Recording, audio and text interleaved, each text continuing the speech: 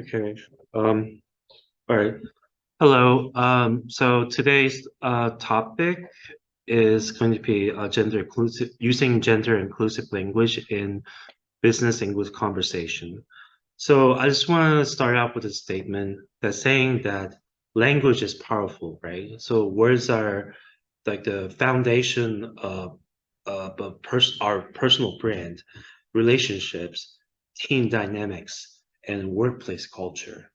So words have the power to create a sense of belonging for yourself and others. And words can also reinforce barriers between people. So while we might think that we use the same words to describe the action, traits, and foibles of people, regardless of who they are, it turns out that we often use language in a gendered way. So this means a person's gender identity and gender expression can influence the words we use to describe them. So to harness the power of inclusive language, we have to first understand how we use language. Then we can be more thoughtful and intentional in using words that create a sense of belonging for all. So hello, so everyone. So my name is Andrew Sanggyu Lee, or you can call me Andy. So I use he, him pronouns, and I'm a PhD student in film and media studies at University of Pittsburgh, but also working towards a PhD certificate in gender, sexuality, and women's studies, which is going to be a big part of my PhD dissertation project. So for many years, I've been a writer, speaker, consultant in the field of diversity, equity, inclusion, and belonging. And today, I invite you to join me in this presentation to discover ways you can create inclusive interactions and relationships with the words you can choose and use, right? So this will be the contents of what I'll be talking about today. So I'll just like finish the introduction part, which is the first part, right? So I'll just get to the first uh part one of my talk right now. So I hope you all are ready. So part one is the importance of language in workplace culture, right? So let's get to the section one.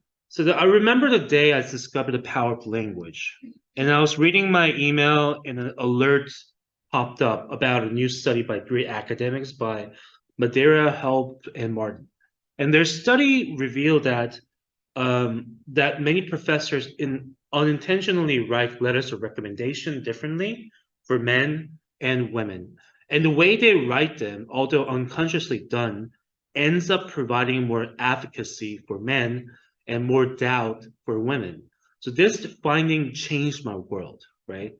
So you see, the professors whose letters were in the study had invested years in grooming their graduate students, and yet, with an unconscious choice of language, some of them undermine their advocacy for women, right?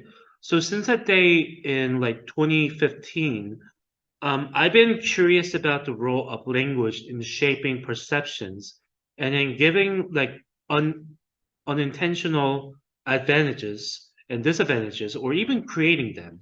So I've learned that these trends are not just about writing letters of recommendation, but in the word choices we make every day.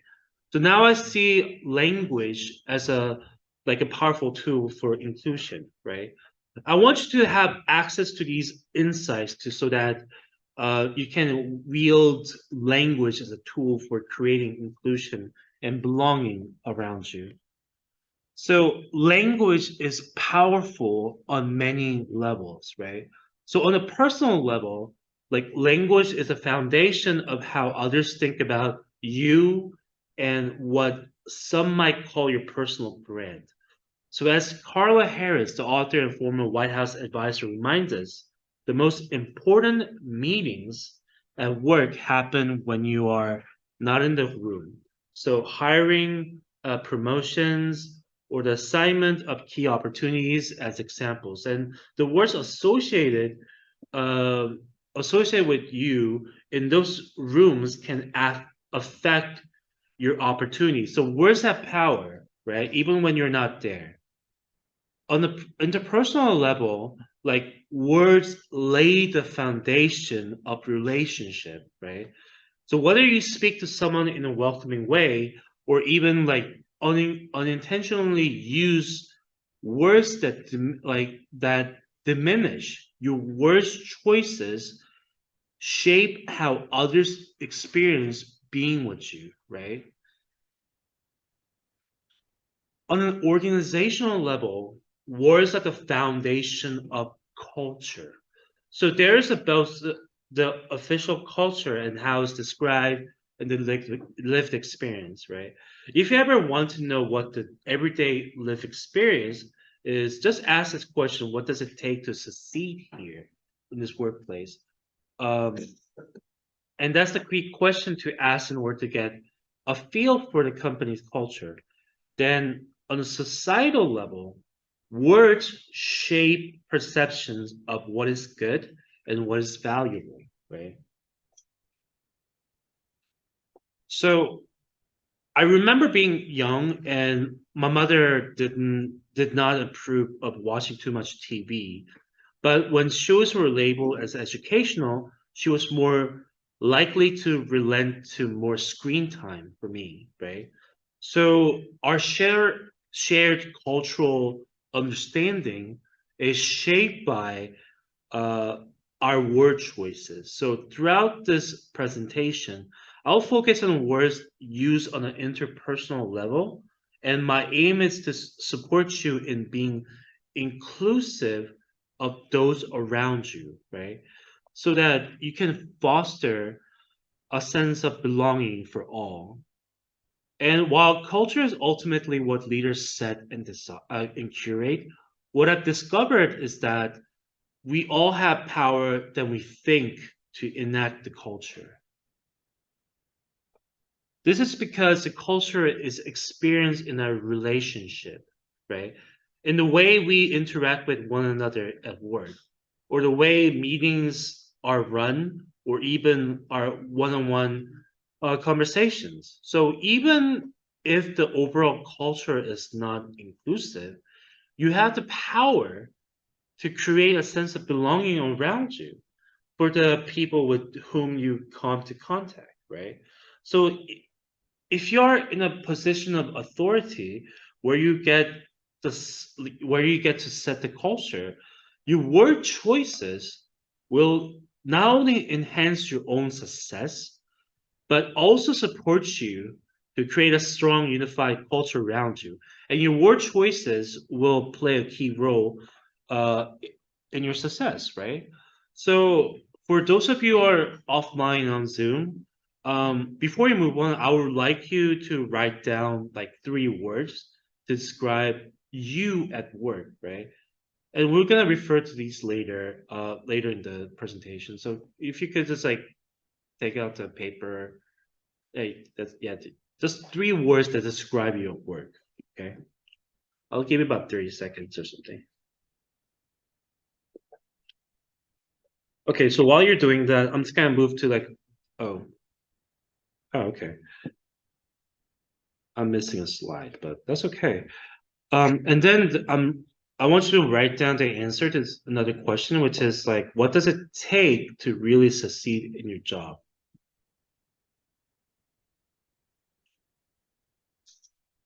Okay. Okay, so while you're writing down, I'm just gonna move to section 2 because I don't think we have enough time. All right, so yeah, the way I define belonging, the belonging is another important keyword here, belonging, inclusive, and so on and so forth.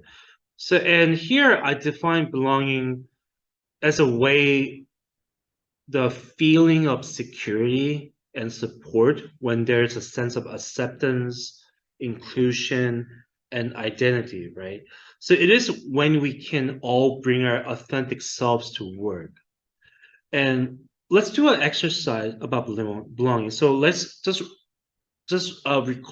remember um your first day of work. Can you guys all remember your first day of work? I know that's like a long time ago, but still, I remember that.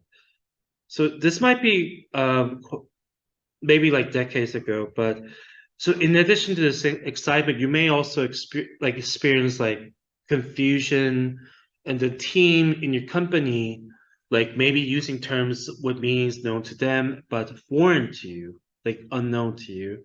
They might laugh when someone uses air quotes in particular way that you don't find funny, but everyone like also like rolls with laughter.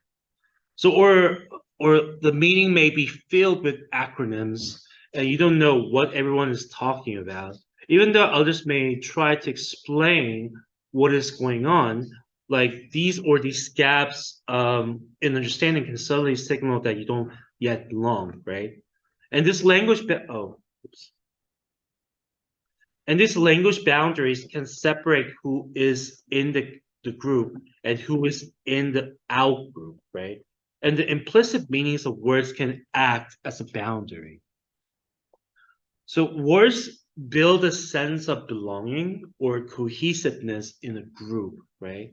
So you imagine this can build a sense of ease when working together or when you like don't always have to explain what you mean. So for the team in your company or the team that you belong to, you may desire this cohesiveness, but that's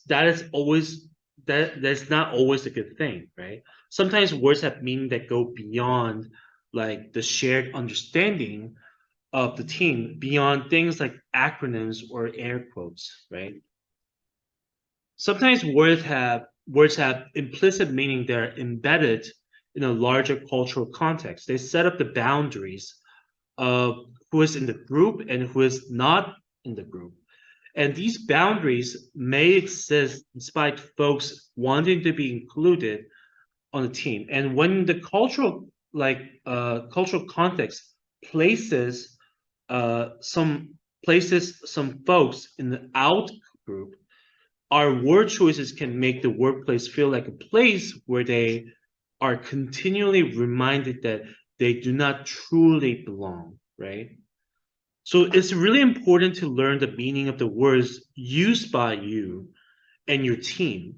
And in doing so, you can stop using phrases that make others feel excluded and instead create a sense of belonging for everyone for your team, right? So to get us like going on this work, I want you to like get a piece of paper, write down like any phrases or terms used by your team or your companies or your colleagues at work that you now suspect may not be as inclusive as you intend to be. So we're going to examine that later during the presentation. Yeah, I mean, but we're not going to talk about it until like later in the presentation. That is great. Awesome. So now let's get to part two, right? So that's been 12 minutes of the presentation so far. So what is gendered language? Let's talk about gendered language, shall we? Now let's talk about what is gender. The question that we all like need to know. So I remember my first when I was first told that there was like difference between like the using a term like woman and female or man, male, like I kind of use that like interchangeably, like as if they're like the same term, right? But the eye-opening moments like began my journey to understand gender. So this is like a journey that continue today. Not only is there's so much to learn, but also our understanding um, of gender is evolving. So even people who are experts, like scholars of gender studies, who study gender, are also learning on this like learning journey. It's like evolving process. It's never one kind of thing. So gender is a field that evolves not only from academic study, but also from our lived experience as you come to understand what gender means in society. And so, what I'm sharing with you are some of the foundational concepts that can be found in academic resources. And I use the resource of gender research, called a Gender Innovations, which was developed by the Professor Londa, uh, like Schibberberg, with the support of many others, right? And the list of concepts that I'm about to share with you is not complete. Is, like I said, it's very evolving process, right? As the concepts are much more expansive and ever evolving. The list is also also not complete because some of the meanings may sound like a definition, but the lived experience is much more nuanced and personal than I can offer in the course. And there are some definitions, like from the website, like Gender Innovations, and which I evolved with the support of someone like my colleagues at university. And I encourage you to write these down for references, okay? So the first concept is to understand the difference between sex and gender, right? So sex refers to a biological indicators which medical science has tagged humans as falling into two categories, male and female, right? And intersex is when someone is born with both or all the biological indicators. However, some people don't always align with these sexual indicators. And the terms used are male, female, and intersex. Now, let's go to gender, right? So gender refers to social cultural norms, identities, and behaviors. So throughout this presentation, I will speak to the ways in which gender is more complex than the simple definition. And but this is a starting point, right? The gender has two components. So gender identity and gender expression. So I'll discuss the gender identity first. So gender identity, right, um, refers to how a person identifies, right? I identify with this thing. So gender identity is a broad and can include identifying as a man and identifying as a woman, right? Now, so this is right now in America, we have lots of LGBT movement happening. This is like a biggest trend in America right now. Like they're always on the like always first in doing things. So transgender, we have a lot of in my university, even Harvard, Yale or whatever, almost I think about 1/5 of the professors there are also identify someone as transgender. I'm not kidding. But this is but yeah, anyways. Yeah, so they include, I think transgender movement is really important nowadays in America. And I think it's a sign of positive. I don't know, but probably not in Korea, but gender identity includes transgender, right? So transgender means it's an umbrella term for individuals whose gender identity differs from the typically associated with sex they were assigned at birth, and include a range of gender identities, right? And when a person's birth sex is assignment matches their self-identified gender, this is called cisgender, right? A cis person can be a cis woman or cis man. And it's really complex, but I'll get to part of it. But the other individuals not identify with gender, they kind of call themselves like they self-identify as a gender queer, non-binary, gender fluid, bigender, pangender, or agender, or whatever, right? And there's another acronym called TGNC, or transgender non-conforming, which is an umbrella term that refers to transgender and gender non-conforming people. And the gender expression is how a person publicly expresses or presents their gender, right? And this can include behaviors and outward appearance as such as dress, hair, makeup, body language, and voice. And one's gender expression may or may not match one's gender identity, or maybe more expressive than simplified or stereotypical definition, right? So sometimes a person may not feel safe to match their gender expression to their gender identity, right? And that was a lot to take in. And so here are some few ideas I've developed to help me navigate this important changing area.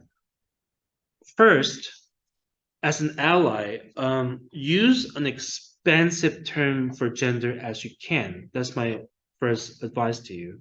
So for example, like instead of using woman or men, try using the term identify as a woman or identify as a man. So when you're speaking about more than one person, try terms like folks, people, or everyone. Like say like, oh, hi everyone, hi folks, like hi people, something like that, right?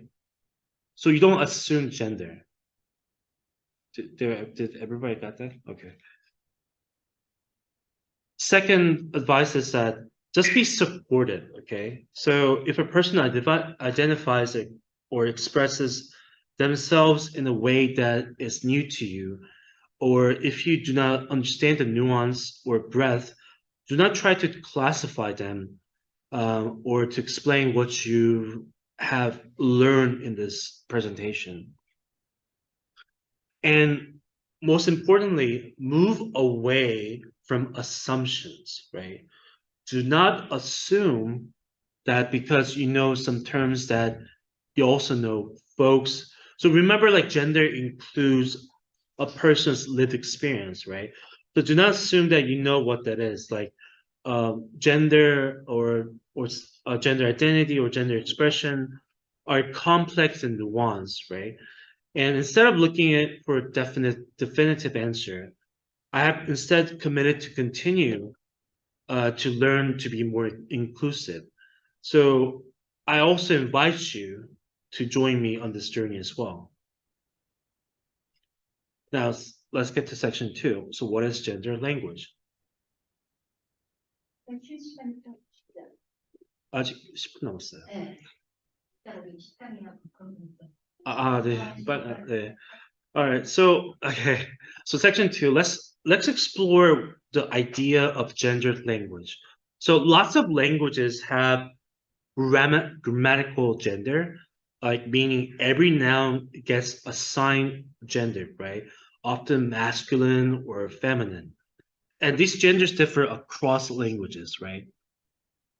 And this scholar named Laura Brodisky demonstrates from her research that the gender of the noun can shape the perception of things. So, for example, like take the word bridge, right? 다리, bridge. So that's a feminine word in German and masculine word in Spanish, right? So as it turns out, like German speakers are more likely to say bridge as beautiful or elegant or stereotypically feminine like words, right? Whereas Spanish speakers will be more likely to say bridges are strong or sturdy or are stereotypically masculine words, right? So gendered language also happens when we assign words meanings in a gendered way, even when the gender, even when like language has the like grammatical gender, right? So in English, right, what we're studying in the school, the English is, you know, take English for example. Even though like English does not have gendered nouns, English speakers often use language in a gendered way. So we tend to use words like as stereotypically feminine or masculine. So I'm gonna show you two lists, right? And I'm gonna show you which list is more stereotypically feminine, list A or list B. So there's list A over here and list B over there, right? So the communal part is list A, and on the right is the list B. So if you look at the communal part, which is list A, you can kind of see that it's more supportive, it's more team-oriented and friendly, right? And over on the right, the list B is more driven, team leader, and intellectual. right? So most people assign list A to feminine and list B to masculine, right? So as a result, we tend to use different words to describe people we perceive to be female and those we perceive to be male.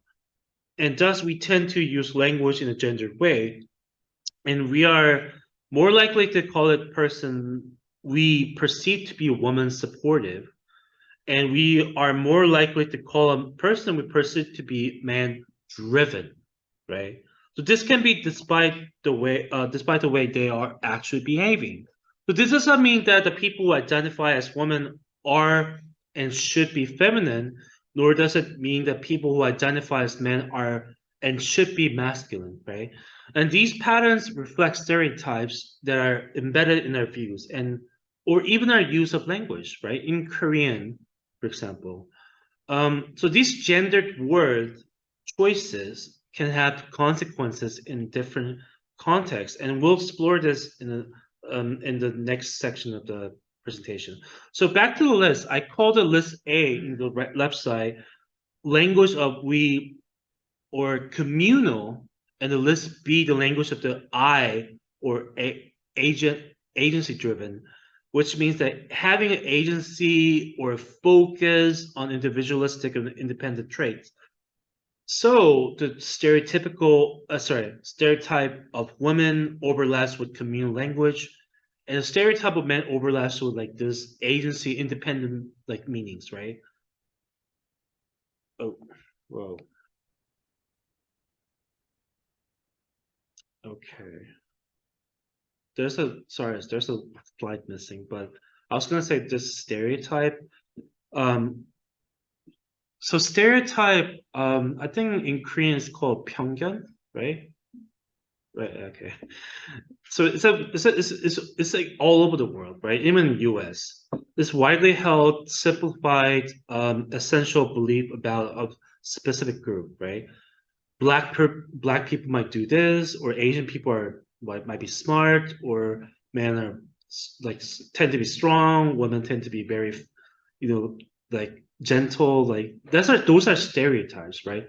Not everybody could fit in that category, right? And groups are often stereotyped on the basis of sex, gender, identity, sexual orientation, race, ethnicity, nationality, age, socioeconomic status, disability, language, and so forth, right? Stereotypes are deeply embedded within social institutions and wider culture, right?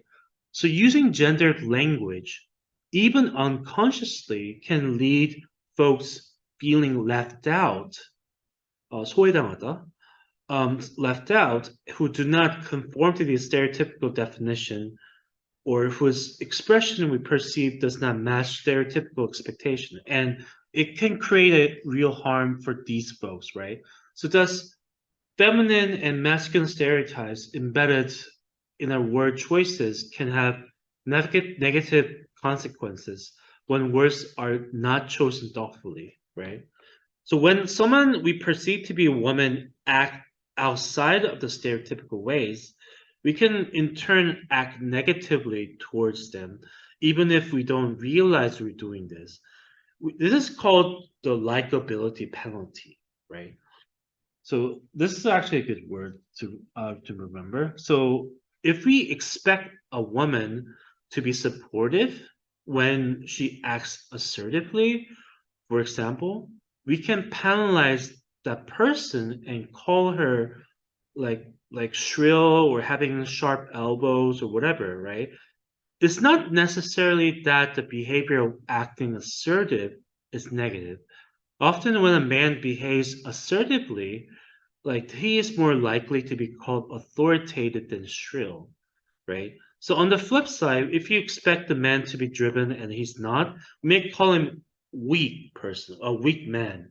We may believe we are using words like shrill or weak as justifiable critiques of their behaviors, right? But in many cases, our words are actually penalizing folks for not adhering to stereotypical expectations.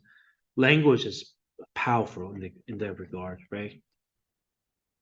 So words can shape our perception and expectation, right?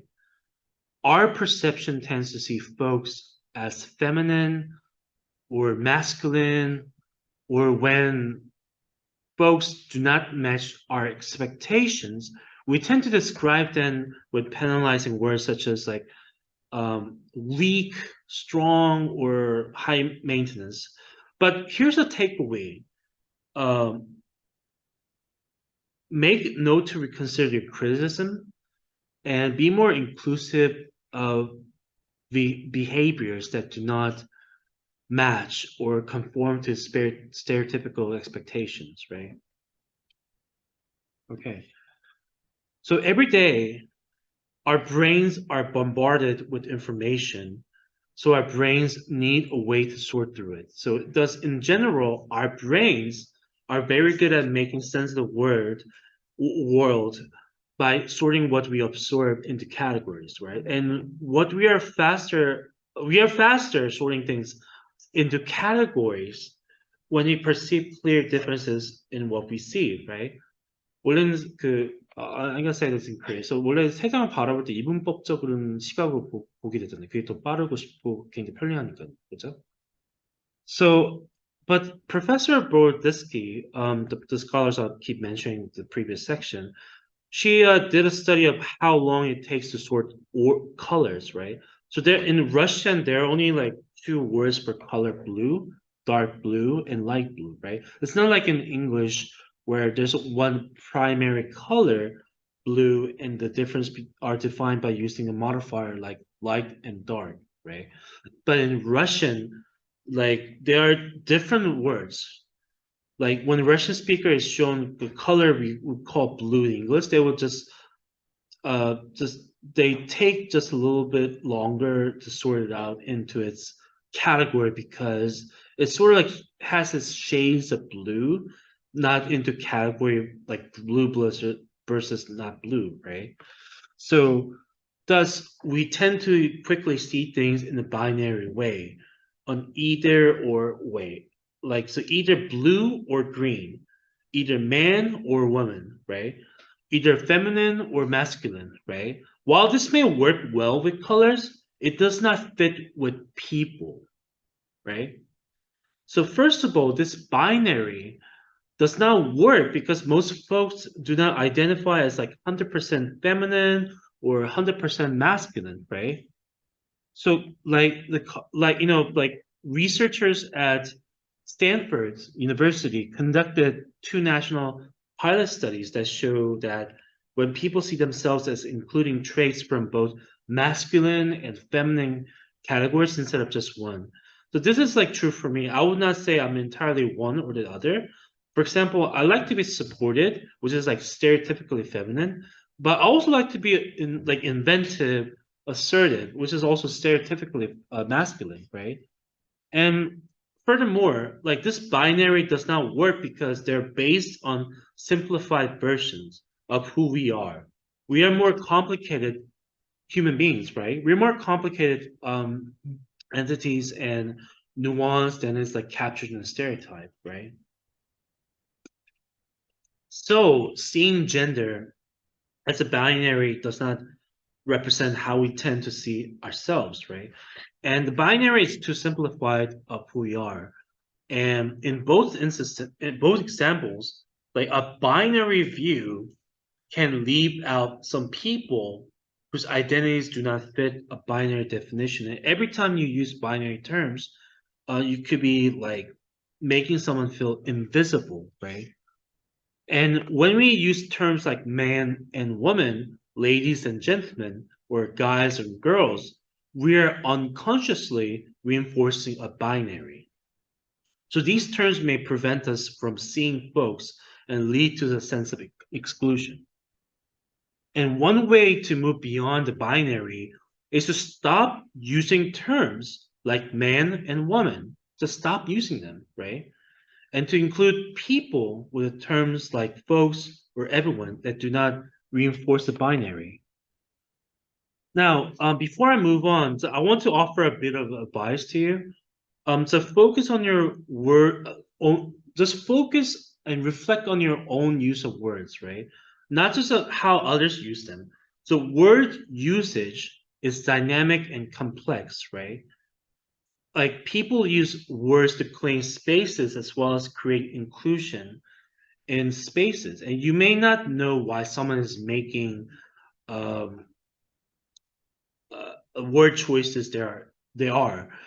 And the best you can do is to be inclusive yourself and supportive of others. And here's something you can try. Like notice, like if you use the terms that reinforce binary, like man and woman, identify a term you might use instead, like using like such as like I said, people, folks, everyone, humans, friends, right? Or create your own word choices. I know one person who says, "Hello, beautiful people," right? She seems to use that all the time. Hello, beautiful people, right? I don't know, I really like that. Okay, so that's the end of the part one. So thank you.